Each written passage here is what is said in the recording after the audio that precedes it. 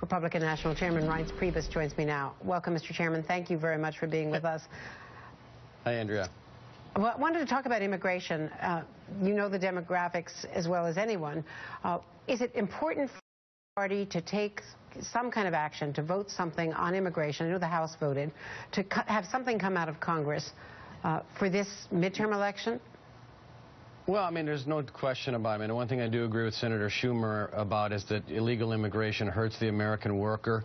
And I think we all agree that the immigration system itself is pretty broken. But, you know, unfortunately, I think that in the divided government that we've got, and you've got two sides with different ideas of how to move forward, obviously it's difficult. And you've got a president that isn't enforcing the laws. I disagree that you just can't take one particular measurement and extrapolate that across the board. I mean, we've had a promise on border security since 2006, and nothing's been done. We've got an E-Verify system that isn't working. And so, look, as party chairman, I will tell you, Andrea, what we need to do as a party. Now, you're talking about policy and legislation, and that happens across the street.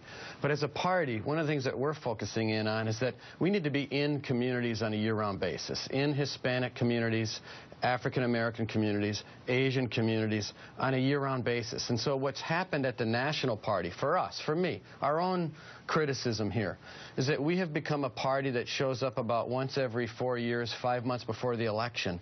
That's something that we're fundamentally changed at the Republican Party. And I think you're going to see great dividends of that both in 2014, but even more importantly, as we get into the 2016 presidential cycle, which it comes to roost during that presidential year more often than the midterm. You know, the Speaker said that they were interested, he sent all sorts of signals, they were interested in doing something piecemeal on immigration. Then he backed off after the caucus or the conference, the retreat, with House caucus members, after Heritage and others weighed in very, very heavily.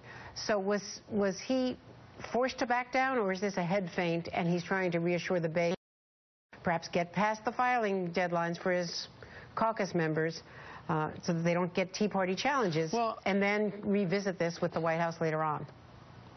You know, and I didn't, honestly, I mean, I didn't see it in that same way, Andrea. What I understood was that the Speaker and the members of the Republican Congressional Caucus were going to get together. That document was a starting document that all the members were going to go during the weekend, revise the document, edit the document.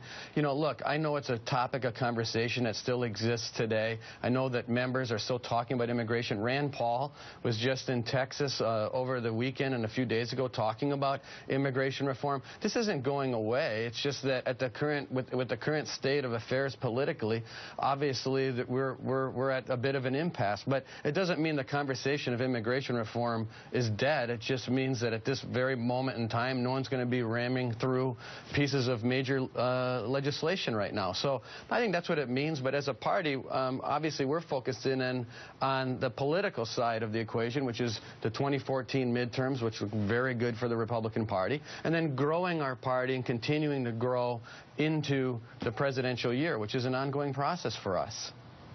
And speaking of Rand Paul, he has now 3 times made a point of Bill Clinton's impeachment and saying that that should be an issue, a legitimate issue against Hillary Clinton should she run, that Bill Clinton had, quote, predatory behavior, he said in 1 or 2 of these recent interviews. Is that a legitimate issue, rehashing the 90s, if Hillary Clinton becomes a candidate for president? I think everything's on the table. I mean, I don't see how someone just gets a pass on anything. I mean, especially in today's politics. So, I mean, I think we're going to have a truckload of opposition research on Hillary Clinton, and some things might be old and some things might be new, but I think everything is at stake when you're talking about the leader of the free world and who we're going to give the keys to run the United States of America. So, you know, look, I think everything's at play. I think character matters. I think policy matters. I think, you know, the way that somebody might operate as president matters. And so, you know, the American people are going to put a lot of pieces together, and obviously we as Republicans are going to help put those pieces together. And so, you know, Hillary Clinton provides a lot of opportunity for us, but, you know, we're going to have our own campaign and our own candidates, and I'm worried about 2014 right now, so that's a ways away.